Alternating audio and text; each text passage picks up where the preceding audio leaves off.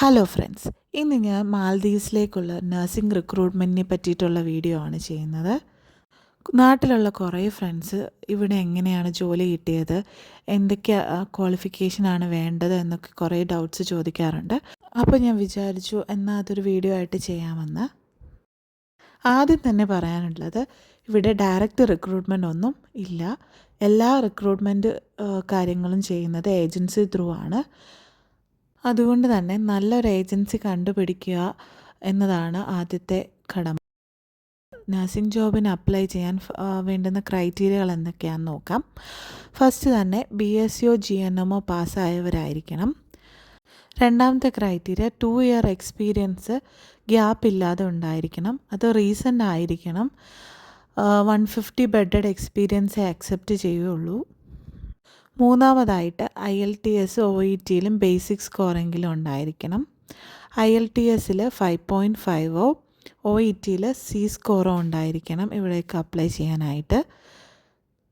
പിന്നീട് വേണ്ടത് നഴ്സിംഗ് കൗൺസിലിൽ നിന്ന് good standing and verification certificate, പിന്നെ PCC, പിന്നെ വാലിഡ് ആയിട്ടുള്ള പാസ്പോർട്ട്, പിന്നെ white background, passport size photo, CV. ഇത്രയാണ് നമുക്ക് ജോബ് ആപ്ലിക്കേഷന് വേണ്ടിയിട്ട് ആവശ്യമായിട്ടുള്ള കാര്യങ്ങൾ.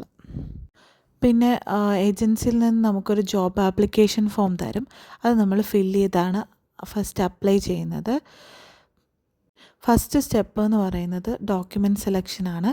നമ്മുടെ ഡോക്യുമെൻറ്റ്സ് ഒക്കെ വെരിഫൈ ചെയ്ത് കറക്റ്റാണോ എന്ന് നോക്കിയിട്ട് ഡോക്യുമെൻറ്റ് സെലക്ഷൻ ചെയ്യും. അതിൽ സെലക്ട് ആയെങ്കിൽ മാത്രമാണ് സെക്കൻഡ് സ്റ്റെപ്പായ ഇൻ്റർവ്യൂവിലേക്ക് പോകുന്നുള്ളൂ. ഇൻ്റർവ്യൂ ഓൺലൈനായിട്ടാണ് പൊതുവെ നടത്തി വരുന്നത്. അതിനുശേഷം നമുക്ക് ഓഫർ ലെറ്റർ 10-15 ദിവസത്തിനുള്ളിൽ തന്നെ നമുക്ക് ഓഫർ ലെറ്റർ കിട്ടും. പിന്നെ വർക്ക് പെർമിറ്റുമായിട്ട് നമുക്ക് മാൽദീവ്സിലോട്ട് വരാൻ പറ്റും. നമുക്ക് കിട്ടുന്ന ഓഫർ ലെറ്ററിൽ സാലറിയുടെയും മറ്റ് ബെനിഫിറ്റുകളുടെയും ഡീറ്റെയിൽസും ഡ്യൂട്ടിയുടെ ഡീറ്റെയിൽസും കാണും. പക്ഷേ നമുക്ക് ഏത് ഐലൻഡിലാണ് ജോലി കിട്ടിയതെന്ന് മെൻഷൻ ചെയ്തിട്ടുണ്ടാവില്ല. അത് നമ്മൾ മാൽദീവ്സിൽ വന്നതിന് ശേഷം മിനിസ്ട്രിയിൽ പോയി കഴിഞ്ഞിട്ടേ നമുക്കറിയാൻ പറ്റുള്ളൂ.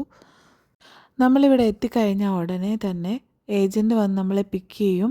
എന്നിട്ട് റൂം അറേഞ്ച് ചെയ്ത് തന്ന് ബാക്കി സൗകര്യങ്ങളൊക്കെ ചെയ്തു തരും. ഇവിടെ എത്തിക്കഴിഞ്ഞിട്ടാണ് മെഡിക്കലൊക്കെ ചെയ്യുന്നത്. അതിനുശേഷം മിനിസ്ട്രിയിൽ പോയി കോൺട്രാക്റ്റിൽ സൈൻ ചെയ്ത് കഴിയുമ്പോഴാണ് നമ്മൾ ഏത് ഐലൻഡിലേക്കാണ്, ഏത് ഹെൽത്ത് സെൻ്ററാണോ ഹോസ്പിറ്റലാണോ ജോലി കിട്ടിയത് എന്ന് അറിയുന്നത്.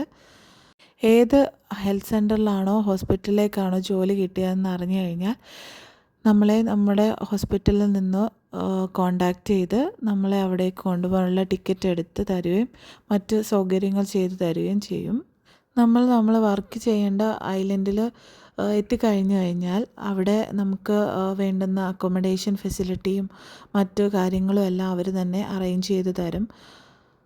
ഇവിടെ ഐലൻഡുകളിൽ പ്രധാനമായും ഹെൽത്ത് സെൻ്ററുകളാണ് കാണപ്പെടുന്നത്.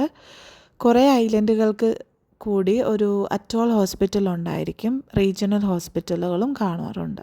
വലിയ ഹോസ്പിറ്റലുകളും ടെർഷ്യറി ഹോസ്പിറ്റൽസും പ്രൈവറ്റ് ഹോസ്പിറ്റൽസും ഒക്കെ കാണുന്നത് മാലേ സിറ്റിയിൽ മാത്രമാണ്. ചില ഹെൽത്ത് സെൻ്ററുകൾ 8 hours വർക്ക് ചെയ്യുന്നത്.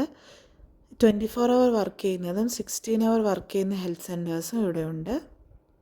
8 hours ഡ്യൂട്ടിക്ക് 45 minutes ബ്രേക്ക് ടൈമും തരുന്നുണ്ട്. 8 to 4, 4 to 12, 12 to 8 അങ്ങനെയാണ് ഇവിടുത്തെ ഡ്യൂട്ടി ടൈമിംഗ് വരുന്നത്. എല്ലാം 8 hours ഷിഫ്റ്റാണ്. എല്ലാവരും ഇങ്ങോട്ടേക്ക് വരാനായിട്ട് നല്ല ഏജൻസി തന്നെ ചൂസ് ചെയ്യാൻ ശ്രദ്ധിക്കണം.